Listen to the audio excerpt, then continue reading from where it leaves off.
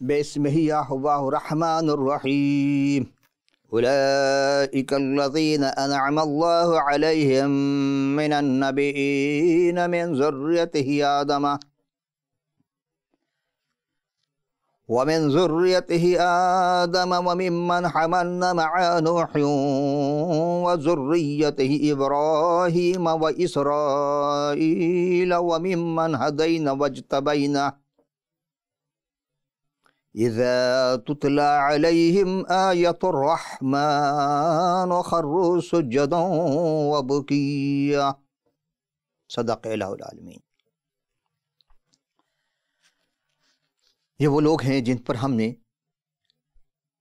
یعنی اللہ نے انعام فرمایا زمرہ انبیاء میں سے، آدم کی اولاد میں سے، اور جنہیں ہم نے نوح کے ساتھ کشتی میں سے بچا کر اٹھا لیا تھا، اور ابراہیم اور اسرائیل یعنی یعقوب کی اولاد ہیں، اور ان منتخب لوگوں میں سے ہیں جنہیں ہم نے ہدایت بخشی اور برگزیدہ بنایا۔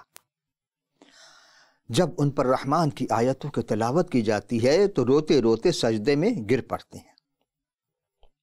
تمام حمد و ستائش اس پروردگار عالم کی جو ہر شے کا خالق و مالک ہے، وہی رازق ہے، وہی عالم الغیب ہے، اور اس سے بڑا کوئی رحمان الرحیم نہیں، وہ جو مسلسل رحم کیا جا رہا ہے۔ تمام تمجید ہو اس رب العالمین کے لیے۔ حضرت داؤد علیہ السلام کی ایک دعا جو زبور 30ویں رکوع کی 4 اور 5ویں آیت میں ہے کہ خداوند کی ستائش کرو اے اس کے مقدسو، اور اس قدوس کو یاد کر کے شکر گزاری کرو، کیونکہ اس کا قہر دم بھر کا ہے، اس کا کرم عمر بھر کا۔ رات کو شاید رونا پڑے پر صبح کو خوشی کی نوبت آتی ہے۔ آمین۔ صبح مبارک ہو آپ کو۔ ہم ایک نئے پروگرام کے ساتھ حقیقت عرفان میں قصص الانبیاء کے عنوان سے پھر حاضر ہوئے، تو تمام سامعین و ناظرین خدمت میں سلام اور خوش آمدید۔ آئیے ہم دیکھتے ہیں عزیزان محترم کہ آج کا پہلا سوال کیا ہے۔ آئیے پہلا سوال ہے کہ کوا اور کبوتری ہی کو کیوں اڑایا، کوئی اور پرندہ کیوں نہیں؟ آج کوا اور کبوتری کی مثال کیا ہے؟ یعنی آج کے زمانے میں کوا اور کبوتری کیوں مثال دی؟ اس وقت انہیں اڑایا تھا۔ اچھا، اب آئیے جواب کوا، ہم دیں گے جواب آپ کو، اور ساتھ میں یہ تھے کہ اس نے ایک کوے کو اڑایا سو وہ نکلا، اور جب تک زمین پر پانی سوکھ نہ گیا ادھر ادھر پھرتا رہا پر واپس نہ آیا۔ پہلے اس کا جواب ہم کتاب قصص الانبیاء اور تالیف حافظ احمد الدین صاحب یعنی ابن کثیر مترجم ہے، اس کے مولانا ابو طلحہ محمد اصغر مغل صاحب صفحہ 96 پر لکھتے ہیں کہ باہر مردار لاشوں کو دیکھا تو ان پر ٹوٹ پڑا، تو حضرت نوح نے اس کے لیے بد دعا کی تو ہمیشہ خوف میں مبتلا رہے گا۔ اور برحاشیہ یعنی 96 شاید ہی وجہ ہے کہ کوا انسانوں سے گھبراتا ہے اور اسی لیے انسانوں کے ساتھ رہنا پسند نہیں کرتا۔ جی ہاں، بالکل یہ سچ ہے، کیونکہ وہ گندگی اور علائشوں یعنی ناپاک چیزوں کو خوراک حاصل کرتا ہے، اور جو ناپاک جانور ناپاک چیز کھا لے تو وہ بھی ناپاک ہے، اسی لیے کوا ناپاک ٹھہرا اور وہ ہمیشہ انسانوں سے دور بھاگتا ہے، اور مومنوں کے لیے کوا کھانا حرام ہے، اس لیے کوا کا تذکرہ ہے۔ اور دوسری بات کبوتری، پھر اس 8ویں آیت میں ہے، یہ ہم پیدائش کتاب مقدس کے جو پہلا سورہ ہے پیدائش، اس کی 8ویں رکوع کی ہم یہ 8ویں آیت کو ہم پھر پیش کرتے ہیں کہ پھر اس نے ایک کبوتری اپنے پاس سے اڑا دی تاکہ دیکھے کہ زمین پر پانی گھٹا یا نہیں۔ کبوتری واپس آئی، حضرت نوح نے کھڑکی سے ہاتھ بڑھا کر کشتی سے لے لیا۔ اس سے ثابت ہے کبوتری پاک ہے، اور شاید یہ وجہ ہے کہ کبوتر انسانوں سے مانوس ہے اور ان کے ساتھ سکونت بھی اختیار کرتا ہے۔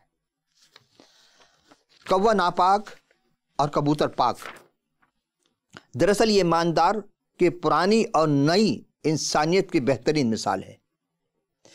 یوں تو انسان ناپاک ہے، ناپاک سے کیا مراد؟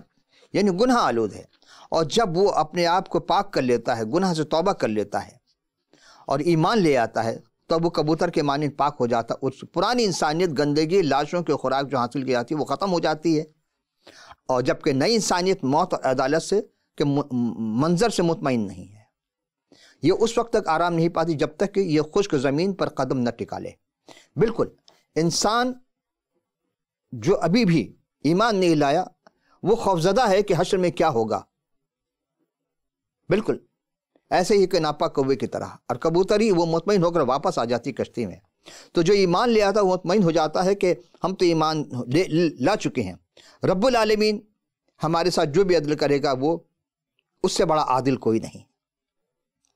اسی لیے وہ بہت مشہور ہے کہ جب حضرت مسیح سلام علیہ آئیں گے اپنی دوسری آمد پر تو بھیڑ اور بکریوں کو الگ الگ کر دیں گے۔ یہ ہم بھیڑ اور بکریوں یہ بھی ایک گفتگو ہوگی، لیکن آگے چل کر پھر ہم گفتگو کریں گے۔ کیوں؟ اس لیے کہ بھیڑ اور بکری الگ الگ کیوں ہے؟ دونوں حلال ہے، یہاں ایک حلال ایک حرام ہے۔ آئیے ہم دوسرے سوال کی جانب چلتے ہیں۔ یہ سوال پہلے بھی کیا جا چکا تھا پچھلی نشست میں۔ اب تیسرا سوال ہے کہ حضرت نوح علیہ السلام سے کس نے کشتی سے باہر آنے کے لیے کہا، اور ان کے ساتھ کون کون کشتی سے باہر آیا تھا؟ یہ جواب تو مختصر میں پچھلی نشست میں دے چکا، لیکن یہ سوال بدل کر آیا ہے۔ آئیے اس کا جواب دیکھتے ہیں کہ قصص الانبیاء تالیف حافظ عماد الدین ابو الفدا اسماعیل ابن کثیر صاحب اور مترجم مولانا ابو طلحہ محمد اصغر مغل صاحب صفحہ 97 پر لکھتے ہیں کہ حتیٰ کہ دوسرے سال کا پہلا دن داخل ہوا اور روئے زمین مکمل طور پر ظاہر ہو گئی، تب نوح نے کشتی کا دروازہ کھولا اور باہر تشریف لائے۔ یہ بات انہوں نے کہاں سے لکھی ہے؟ یہ نہیں لکھی۔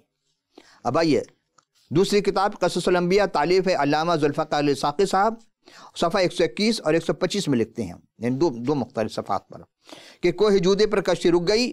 نوح نے کوے کو بھیجا کہ وہ جا کر زمین کی خبر لائے۔ وہ ایک مردار پر بیٹھ گیا، اس نے واپس آنے میں دیر لگائی۔ آپ نے کبوتر کو بھیجا، وہ زیتون کے پتے لے آیا اور اس نے دونوں پاؤں مٹی میں لت پت کر لیے۔ اس سے حضرت نوح سمجھ گئے کہ زمین سے پانی ختم ہو گیا ہے۔ آپ نے جودی پہاڑی پر سے نیچے اترے، وہاں ایک بستی کی بنیاد رکھی، اس کا نام 80 یعنی 80 افراد پر مشتمل تھا وہ۔ اور اب صفحہ 125 پر تفسیر بغوی، بہت مشہور تفسیر ہے، اس کی جلد 4 اور صفحہ 564 کے حوالے سے لکھتے ہیں کہ ضحاک ابن عباس رضی اللہ سے روایت ہے، کرتے ہیں کہ جب حضرت نوح کشتی سے اترے تو آپ کے ساتھ جتنے مرد اور عورتیں تھیں سب مر گئے، صرف آپ کی اولاد اور ازواج باقی رہ گئیں۔ تفسیر بغوی 4 جلد صفحہ 564۔ اب ہم اس پر تھوڑی سی عمیق نگاہ ڈالتے ہیں، اور امید ہے کہ آپ ہمارے ساتھ رہیے گا کہ دونوں جو تضاد روایت ہیں یہ دونوں ابن عباس ہی سے مروی ہیں، کہ 80 افراد کشتی سے اترے اور انہی 80 افراد کے مناسبت 80 کے نام سے بستی بسائی جو کوہ جودی پر آباد ہے کی۔ اور اب دوسری روایت کہ کشتی سے اترے تو آپ کے ساتھ جتنے مرد اور عورتیں تھیں سب مر گئے۔ ایک طالب علم ہونے کی حیثیت سے، ناطے سے میں ایک سوال پوچھنا چاہتا ہوں تمام مفسرین و مترجمین حضرات سے، خدا را اگر ماننا ہی تھا خدا کو تو کشتی پہ کیوں سوار کرایا؟ اور دوسری بات ہے، کیا کوئی وبائی مرض لاحق ہو گیا تھا؟ یا یہ بات تو کوئی راوی ہی بتا سکتا ہے کہ آخری بات کیا تھی کہ صرف آپ ہی کے اولاد اور ازواج باقی رہ گئے۔ 80 افراد میں سے جب اترے سارے عورت مرد جو تھے، خواتین تھیں، وہ سب مر گئے، صرف نوح علیہ السلام اور ان کے جو گھرانے والے تھے، یعنی 8 افراد پر مشتمل حضرت نوح، ان کے زوجہ، ان کے 3 بیٹے اور 3 بہویں، یعنی 3 بیٹوں کی بیویاں، کل 4 مرد 4 خواتین، یہ زندہ رہیں، باقی سارے مر گئے۔ سامعین اکرام، آپ خود فیصلہ کریں کہ صرف آپ کی اولاد اور ازواج باقی رہ گئیں۔ ان دونوں میں سے کون سی روایت سچی ہے، مانی جائے؟ ایک روایت کہ کبوتر اپنے پاؤں پر مٹی لپیٹ کر آیا، یعنی کہ لت پت کر کے آیا۔ اردو دیکھیے، اردو ادب نے ہمیں بہت کچھ سکھایا ہے۔ اردو ادب کا بہت بڑا احسان ہے، یعنی چرند ہوں یا درندے ہوں، ان کے جو پیر ہوتے ہیں جس حصے سے وہ گرفت کرتے ہیں اسے پنجہ کہتے ہیں، مثلا شیر کا پنجہ، بلی کا پنجہ۔ لیکن کبھی بھی آپ نے یعنی حلال جانو، گائے بھینس بکری وغیرہ، اس کا پنجہ نہیں کہیں گے، نہ سنا ہوگا نہ پڑھا ہوگا۔ بظاہر یہ چھوٹی چھوٹی سی باتیں جو ہمیں بچپن میں اردو ادب میں سکھائی جا چکی تھیں، اور ضرورت ہے کہ ہم اپنے بچوں کو بتائیں، چونکہ اردو املا میں بہت سی غلطی ہو جاتی ہے۔ ہم دیکھتے ہیں کہ زیادہ زال سے لوگ لکھ جاتے ہیں جبکہ زے سے زیادہ ہوتا ہے۔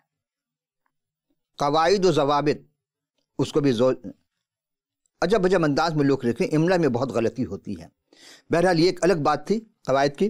اب ایسے ہی سوال ہے کہ جو کتاب قصص الانبیاء تالیف ابن کثیر صاحب اور کہ جب روئے زمین کا پانی خشک ہو گیا اور اس پر چلنا پھرنا ٹھہر گیا، ممکن ہو گیا، اور کشتی بھی پانی میں ایک طویل عرصے میں سفر کے بعد جودی پہاڑ پر ٹھہر گئے، تو اللہ نے نوح کو حکم فرمایا ہماری سلامتی کے ساتھ کشتی سے اتر آئیے، آپ پر بھی برکت نازل ہوں گی، اور ان لوگوں پر بھی جو زمانہ آئندہ آپ کی نسل سے پیدا ہوں گی، کیونکہ نوح کے ساتھیوں میں سے کسی کی نسل باقی نہ رہی، صرف نوح ہی سے نسل چلی۔ بالکل اسی طرح اب ہم چلتے ہیں پیدائش اس کے رکوع کی 8ویں رکوع کی 15 تا 19 آیت کی ہم تلاوت کرتے ہیں۔ 28ویں رکوع جس کو باب بھی کہا جاتا ہے، باب کہتے ہیں دروازہ کو، ہر رکوع یا باب کو دروازہ کیوں کہتے ہیں؟ اسے کھولا جاتا، اب آگے کھولو اور پڑھو اور پڑھو، جتنے زیادہ آپ اس کی تلاوت کرتے جائیں گے باتیں کھلتی چلیں، تسلسل کے ساتھ باتیں چلتی ہیں۔ اب بھائی دیکھتے ہیں 15ویں آیت میں کیا ہے۔ تب خدا نے نوح سے کہا کہ کشتی سے باہر آ۔ آپ یاد کریں جب نوح علیہ السلام کو کشتی میں داخل کرنا تھا تو خدا نے کہا کہ کشتی میں آ، یعنی پروردگار عالم پہلے سے کشتی میں تھے، تب نوح کو اندر بلایا، کشتی میں آ، یہ نہیں کہا کہ کشتی میں جا۔ اور دروازہ بھی رب العالمین نے باہر سے بند کر دیا تھا، تو اب کوئی کھول نہیں سکتا تھا۔ نوح علیہ السلام نے چھت تو کھولی دیکھنے کے لیے، لیکن اب کشتی سے باہر آنے کے لیے تب خدا نے نوح سے کہا کہ کشتی سے باہر آ، کیونکہ دروازہ خدا نے خود کھولا۔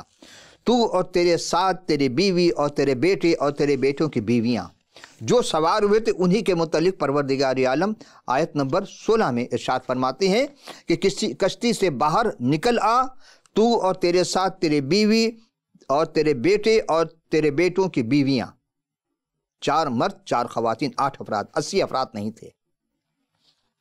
اور ان جانداروں کو بھی باہر نکال لا جو تیرے ساتھ ہیں۔ جاتے وقت پروردگار نے خود ان کو وہاں رکھا، اور اب کہتے ہیں نکال لا، چونکہ 1 سال 17 دن رہنے کے بعد جانور مانوس ہو چکے تھے، اس لیے بآسانی نکل آتے تھے۔ کیا پرندے، کیا چوپائے، کیا زمین پر رینگنے والے جاندار، تاکہ وہ زمین پر کثرت سے بچے دیں اور بارآور ہوں اور زمین پر بڑھیں۔ اور تب نوح اپنے بیوی، اپنے بیٹوں کی بیویوں کے ساتھ باہر نکلا، اور سب جانور، سب رینگنے والے جاندار، سب پرندے اور سب جو زمین پر چلتے ہیں اپنی اپنی جنس کے ساتھ کشتی سے نکلے۔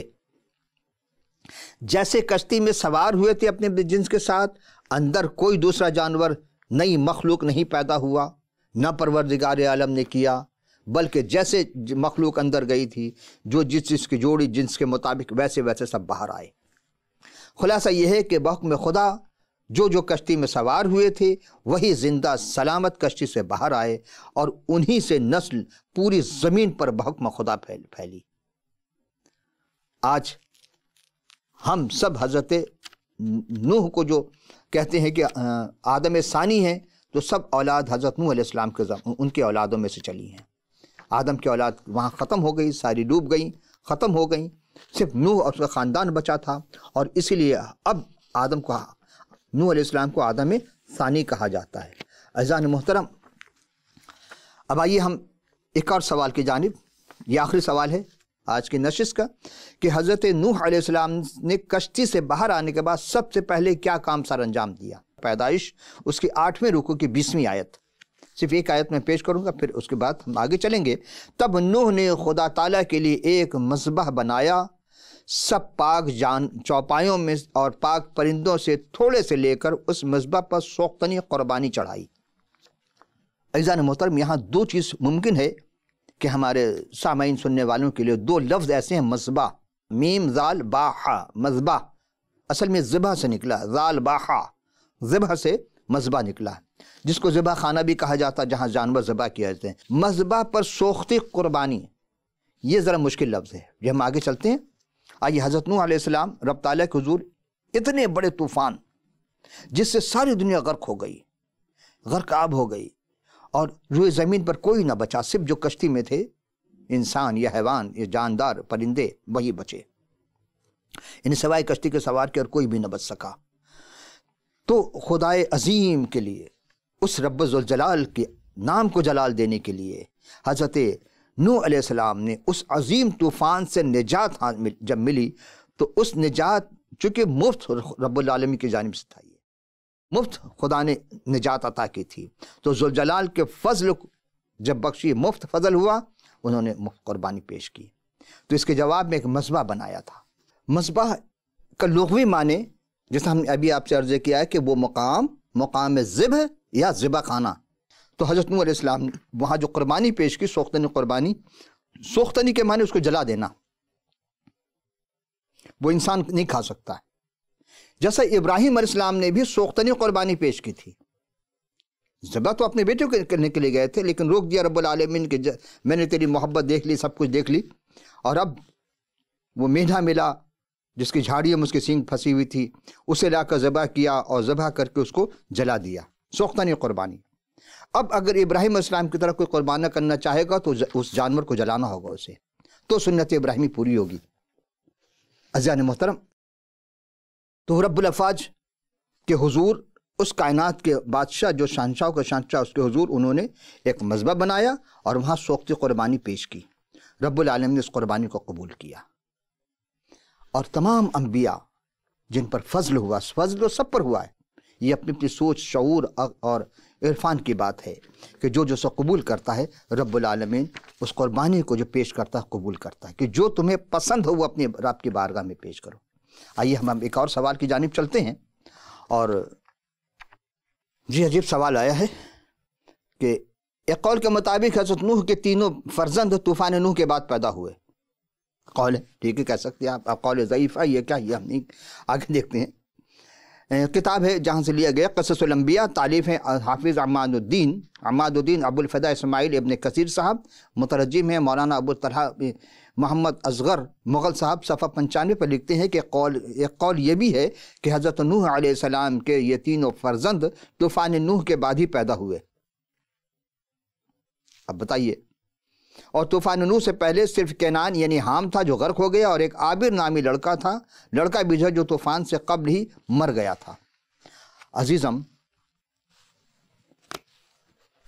سے جائے کہ نفر کہیں نہیں، ہم کہاں جائیں، سوچ کہ ان کے پاس کہاں سے ایسی سی باتیں آ جاتی ہیں، کون سی ایسی چیز ہے کتاب، اور کہاں سے نقل کرتے ہیں جو شان نبوت رسالت ہی نہیں بلکہ ربوت پر بھی گستاخی کا باعث بنتے ہیں۔ یہی سوال اگر کر دیں ان سے تو فوری ہم پر بھی فتویٰ جاری کر دیں گے، جی آپ کو کیا پتہ کہاں سے اتنے زمانے کے، سب کچھ صحیح، اپنے زمانے کے بہت ہی عالم فاضل متقی پرہیزگار بہت اعلیٰ درجے کے ہوں گے، لیکن نبی نہیں تھے۔ معاف کیجیے گا، نبی کی شان میں گستاخی ہے بلکہ رب کی شان میں گستاخی ہے، چونکہ کلام خدا ہمیں سکھاتا ہے کہ حضرت نوح کے 3 بیٹے تھے، سیم، حام، یافس، سام، حام، یافس، جو ہم پچھلے بھی تذکرہ کر چکے۔ یہ ایک نئی بات کہ تینوں فرزند بعد میں پیدا ہوئے، تو پھر جو کشتی سے اترے تھے، ابھی تک جو تذکرہ ہو رہا تھا کہ نوح اور نوح کا بیٹا، تینوں بیٹا، نوح کی بیوی، نوح کے تینوں بیٹوں کی بیویاں، پھر یہ بیٹے کہاں سے آ گئے، اور یام کا تو کوئی تذکرہ ہی نہیں ہے، یہ چوتھا بیٹا کہاں سے لے آئے۔ بہرکیف آپ کو حق حاصل ہے، آپ جو چاہیں کریں، لیکن ہم یہ گستاخی نہیں کر سکتے، کیونکہ ہمیں کلام خدا اجازت نہیں دیتا ہے کسی کی شان میں گستاخی کی جائے۔ آئیے ہم آگے چلتے ہیں، اسی صفحہ 95 پر ایک اور بات کہ حام نے کشتی میں اپنی بیوی سے مباشرت کی تو نوح نے اس کے لیے بد دعا کی، ان کی اولاد بری صورت پیدا ہو، تو پھر اس مباشرت سے کالا لڑکا پیدا ہوا اور وہ سودانیوں کا باپ بنا، اس کا نام بھی کینان تھا۔ اب بتائیں جن کے پاس کہاں سے آئی، زبردست روایت لکھی انہوں نے، لیکن معاذ اللہ ثم معاذ اللہ ہم یہ گستاخی نہیں کر سکتے۔ کتابیں ایسی بہت سی روایتوں سے بھری پڑی ہیں جو عقل حیران کر دیتی ہے کہ جہاں کلام مقدس نے کوئی بھی ایسی بات نہیں کہی، ان کے پاس کہاں سے آ گئی۔ یہ آپ پوچھ سکتے علماء کرام سے، ہو سکتا کشف ہوا ہو سکتا انہیں الہام ہوا ہو سکتا ہے حضرت جبریل نے آ کر کہا ہو، چونکہ جبریل تو آخری نبی کے بعد کبھی کسی کے پاس نہیں آئے۔ واللہ عالم بالصواب۔ عزیزان من، آپ بھی حیران و شزدر ہو رہے ہیں اور ہوں گے، یہ کیا ہے؟ اس طرح بے سروپا کی باتیں جو روایات کے نام پر کتب خانوں کے انبار لگی ہوئی ہیں۔ اب تو نیٹ آ گیا تو بہت سی کتابیں نیٹ میں ڈال دی گئی، جو ابھی تک نہیں ڈالی گئی وہ ہیں پڑھی ہوئی۔ جن کے اوراق گردانی کرتے ہوئے دل اور دماغ دونوں پر کچھ نہ کچھ ضرور اثر ہوتا ہے۔ اور یہ تو میں نے بڑے اختصار سے آپ کی خدمت میں پیش کی کہ ایسی باتوں سے مصنف ہو، مترجم ہو، متالیف ہو، حضرات کا کیا کہنا، کیا سمجھانا چاہتے ہیں، کیا یہ شان انبیاء اور رسول اور خاص طور پر خود قرآن شریف میں گستاخی کے مترادف نہیں ہے؟ اور سب سے بڑھ کر یہ کہ ان خلاق دو عالم شان ربوبیت کے خلاف نہیں۔ یہ فیصلہ ہم آپ پر چھوڑتے ہیں۔ ہمیں تو زندہ خدا کے زندہ کلام میں ایسی کوئی بھی آیت نہیں ملی۔ کیا کریں؟ یہی کہہ سکتے ہیں کہ اللہ رب العالمین پروردگار عالم عقل شعور عطا فرمائے۔ آئیے ایک اور سوال، یہ بھی مذاق خیز ہے اور بہت مشہور ہے، اتنا مشہور ہے کہ آپ خود بھی حیران ہو جائیں گے۔ اب جو میں سوال، جس بھائی نے یہ بیٹی نے سوال بھیجا ہے کہ ایک ضعیفہ کہ حضرت نوح کی کشتی کے پاس آنا اور ان کا طوفان سے متعلق ذکر کرنا اور نوح کا بھول جانا اور بعد از طوفان اس ضعیفہ کہ حضرت نوح سے شکایت کرنا اور خدا کا بچانا، کیا یہ درست نہیں؟ یعنی یہ تو میں نے نہیں پڑھا تھا، بتایا نہیں تھا، لیکن یہ سوال آیا ہے۔ یہ کتاب قصص الانبیاء، تالیف ہیں ذوالفقار علی ثاقب صاحب، صفحہ 119 اور 120 پر رقم تراز ہیں، اور یہ قول کتاب روح البیان جلد 4 صفحہ 172 کے مطابق ہے کہ ایک ضعیفہ تھی، ایک بڑھیا، یعنی حضرت نوح کے پاس سے گزری، آپ کشتی بنانے میں مصروف تھے۔ وہ خاتون دولت اسلام سے مالا مال تھی، اس نے حضرت نوح سے کشتی کے بارے میں پوچھا، آپ نے فرمایا اللہ تعالیٰ ان قریب طوفان سے کفار کو برباد کر دے گا اور اہل ایمان اس کشتی میں بیٹھ کر بچ جائیں گے۔ جو کشتی میں بیٹھے گا بچ جائے گا، باقی جو کشتی کے باہر رہے گا وہ غرق ہو جائے گا۔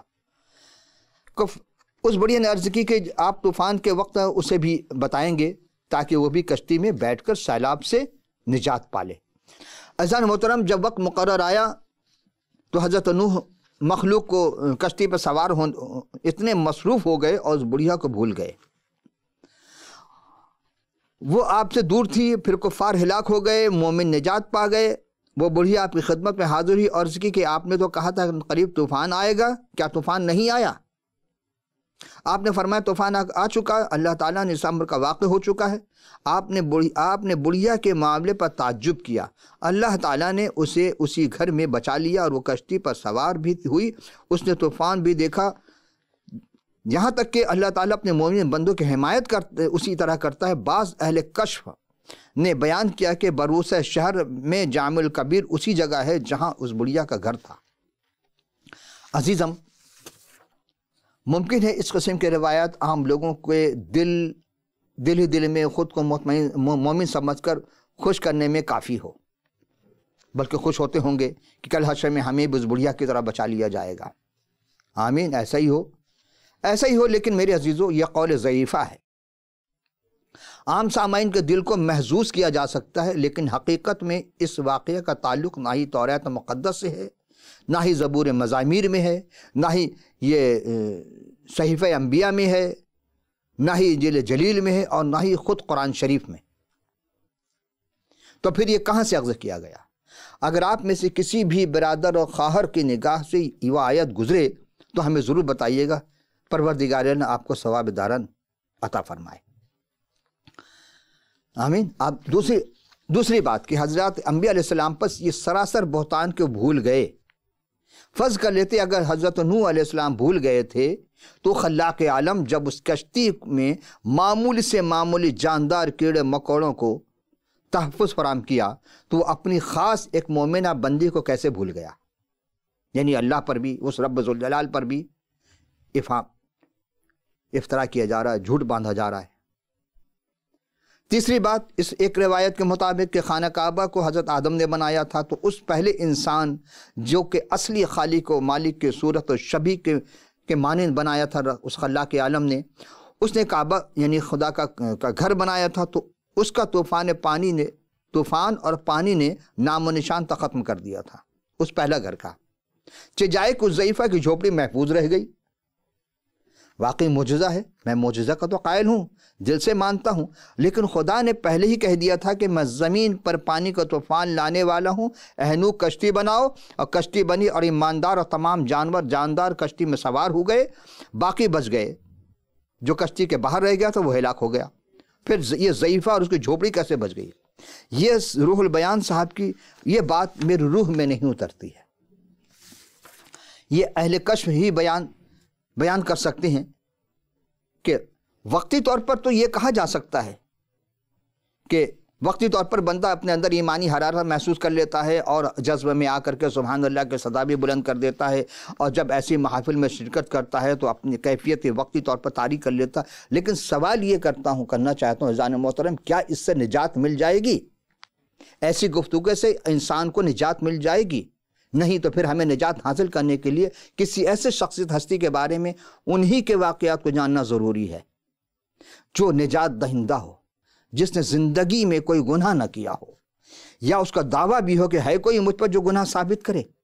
روح زمین پر آدم سے لے کے قیامت تک کے لیے کوئی بھی شخص نہیں دعویٰ کر سکتا کہ وہ گنہگار نہیں ہے۔ ہر کوئی استغفر اللہ پڑھتا ہوا نظر آئے گا عزیزو، اور وہی جو جسمانی نہیں بلکہ روحانی علاج فری یعنی مفت میں کرتا ہو، اس ہستی کو آپ بھی جانتے ہیں۔ وہ ہستی جس نے زندگی میں کوئی گناہ نہ کیا ہو اور خود اس کا یہ دعویٰ ہے کہ ہے کوئی جو مجھ پر گناہ ثابت کرے۔ روح زمین پر کوئی بھی شخص ایسا نہیں جو آدم سے لے کر قیامت تک آئے اور کوئی گناہ نہ کیا ہو۔ سب استغفر اللہ کہتے ہوئے نظر آئیں گے، پڑھتے ہوئے نظر آئیں گے، ہاتھ میں تسبیح ہوگی استغفر اللہ پڑھنے کی، ذکر کرنے کی۔ لیکن ایک ہستی ہے جو جسمانی ہی نہیں بلکہ روحانی علاج بھی فری کرتا رہا، اور اس ہستی کو آپ بھی جانتے ہیں۔ انہیں قرآن کی زبان میں یعنی قرآن شریف کی آیت میں روح اللہ اور کلمت اللہ کہہ کے پکارا گیا ہے، جو قیامت تک بھی کوئی بھی اس آیت کو نکال نہیں سکتا، انکار نہیں کر سکتا اس ہستی کا۔ خداوند متعال ہمیں اس کلمت اللہ کی معرفت عطا فرمائے، کیونکہ اسی پر ایمان لا کر ہم سب کشتی نوح کی طرح ہمیشہ کی زندگی کے وارث بن سکتے ہیں، کیونکہ وہی دوبارہ آنے والے ہیں، اور ہم سب ان ہی کی طرح انتظار کر رہے ہیں۔